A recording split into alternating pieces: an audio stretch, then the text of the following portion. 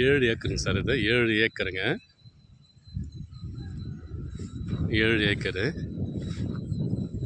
இந்த மாடு மேய்து பாருங்கள். அப்படியே பாருங்கள் இந்த மாடு. அப்படியே அந்த தென்னை மரத்தை பாருங்கள். இந்த தென்னை மரத்தை பாருங்கள். இங்கே பாருங்கள் வந்தவாசி பக்கம். வந்தவாசி மலை காமிக்க பாருங்கள். தெரியுதுங்களா வந்தவாசி மலை? சர்வீஸ் இதை பாருங்கள். பெரிய கிணறு. பெரிய கிணறு சூப்பராக இருக்குங்க. 2 பக்கம் வழிக்குது.